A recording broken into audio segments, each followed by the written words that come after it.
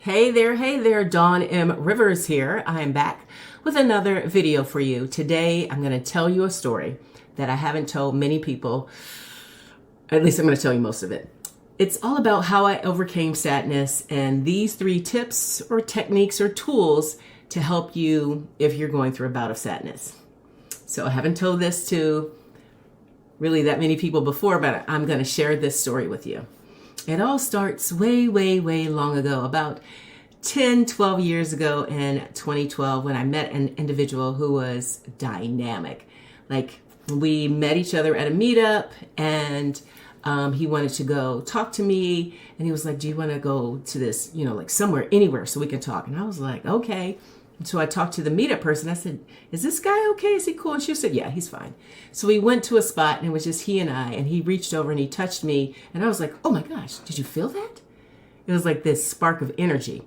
Now that I know that sometimes chemistry can combust, so you don't always want to have a combusted chemical reaction.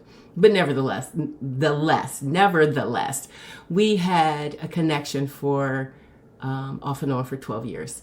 And we reconnected a couple years ago and then again last year. And as we were reconnecting, I thought that we were both in the same space of moving forward as possibly creating a really viable relationship. But again, chemistry can be combustive. And it was. So I had these expectations. I had this hope that things were going to come together, because every time that he and I met, it was like time didn't exist. For example, this one time I was with another meetup group, and we were at one of the local art museums here where I live. And it's like this dance party. They have music, they have live bands sometimes, and there's tons of people that come kind of like right after work, a happy hour. And I'm with this group and he's with somebody, and I'm like, oh my gosh. So I see him, he sees me. And you know how in the movies where everything kind of just fades into like this blur, and then you slowly walk towards that person, and the only person you see is them, and they see you. That's what happened. And we were like, oh my gosh, how are you? What's going on? And this and that and the other.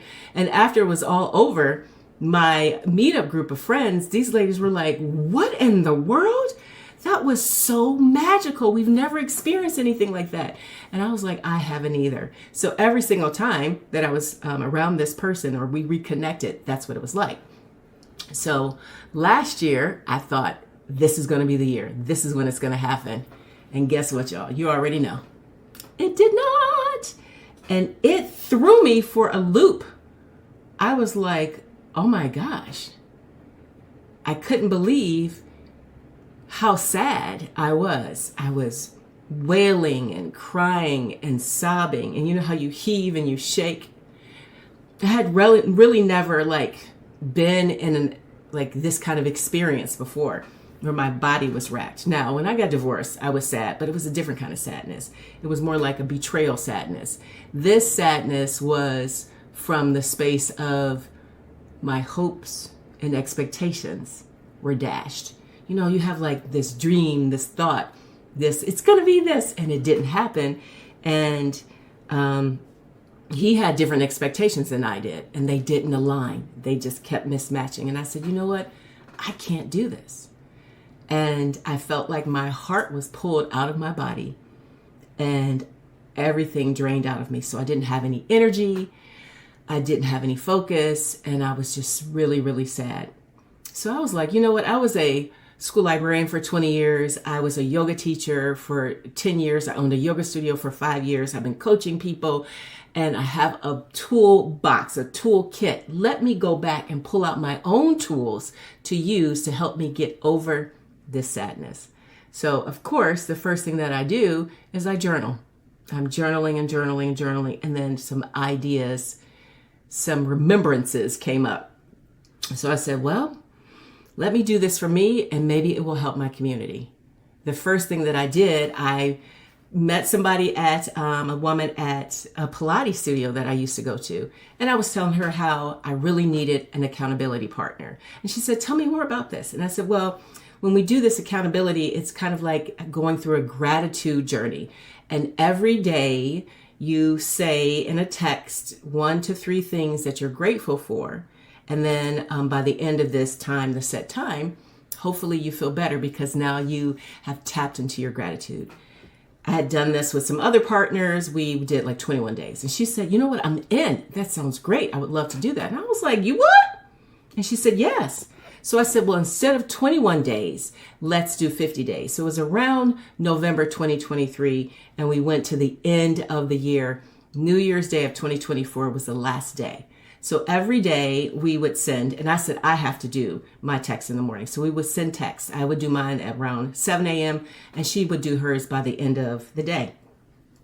And at first it was very like, I'm grateful for the sunshine. I'm grateful for my bed. And then we got to go deeper. And as we were going deeper and I'm going through my sadness journey and I'm telling myself, you got to get past this. So I would give her little snippets of what was going on and we became friends. Like we were just acquaintances, but we became friends through this journey. I was vulnerable and so was she. She became vulnerable and told me about what she was going through. She was creating a business that right now has blown up. It's been amazing to see her journey, but she has a business where she created like a keto brand of cereal, and it's on local stores, it's on Amazon. She's been traveling around the country. She even tried to pitch on Shark Tank. It's just so amazing. And so as we shared in this gratitude, that helped me to find things that I could be happy and grateful for and get past the sadness. So that actually is the first tip or step to help you to get past being sad. And I don't mean like that toxic gratitude, but I want you to be really in the space of finding what you can be grateful for. And you have to dig deep because if you're doing it for 21 days, if you're doing it for 40 days, or like we did for 50 days, you got to get past the pleasantries and really figure out what can you be grateful for. So then I realized that I was being negative because of course I was sad. So I was saying all kind of negative things out of my mouth. And I decided I needed to reframe my complaint. And I created in my email group, listserv, I guess that's what it is, as well as my Facebook group, a reframing complaining. So I would share with them every day different ways to reframe a complaint. And because words have power and they become things. So we want to use our words to create, to heal, to love, to show acceptance, right? So we did that, and actually you can subscribe to that. I can drop this in the links below of this video, and you can subscribe to this as well. But I think it was 21 days. No, it was 30 days of not complaining. And every day they got a new reframe. So the first, again, was an accountability partner for gratitude for 50 days. And then I did 30 days of not complaining. And then, this was also a part of my community, I did a meditation challenge. And we started off doing 5 days for 5 minutes. Meditate just for 5 minutes. Try to sit still, no music, no app, no guided anything, just you and you and you for 5 minutes for 5 days. And then we added on from there. So the next 7 days, we did 7 minutes. And then we did 15 minutes until you could get to 20 minutes a day. So if that's hard to do, that's okay. But it was all about getting into the practice of meditating, because I believe that meditation is one way for God to speak to you. We have to be still. We have to be quiet so we can hear the answers. So again, the tip number 1 or technique 1, 50 days of gratitude and not toxic. I'm happy for the sun, but you can start there, but you go deeper. Have an accountability partner who can help you be vulnerable and go deep. And then I did 30 days of not complaining. Y'all, that's not easy. And if you want to sign up for the daily emails, I have that for you. It's a link below. And then last is a meditation practice. So start to cultivate your meditation again. So you can do 5 days, 5 minutes, then 7 days for 7 minutes. And you add on to 15 or 20 minutes for the rest of the time and see how things change. Because it can be hard to get past this. I read a book by Dr. Anita Phillips, and this book, I'll link it below. I can't remember the title right now. Anyway, that helped me because I didn't know that sadness was when you have an expectation, a hope for something, and it doesn't happen. I had a visceral kind of response or reaction to what didn't happen. And that's when I was crying and I was weeping and I was wailing and I was so stuck in this sad place. One of my good friends, her mother passed away during this time, and she had been like a surrogate mother for me when I was in elementary, middle school, and high school, and then college. So I knew her for a long time, and I was like, oh my gosh. It just felt like I was tumbling down from the sadness. But it is okay to be sad. That's what I want you to know. It is okay to listen to Adele.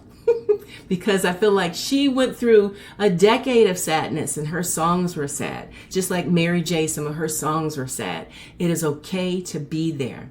We just don't want to stay there. If we can, make inroads to get out. So it might be therapy, counseling.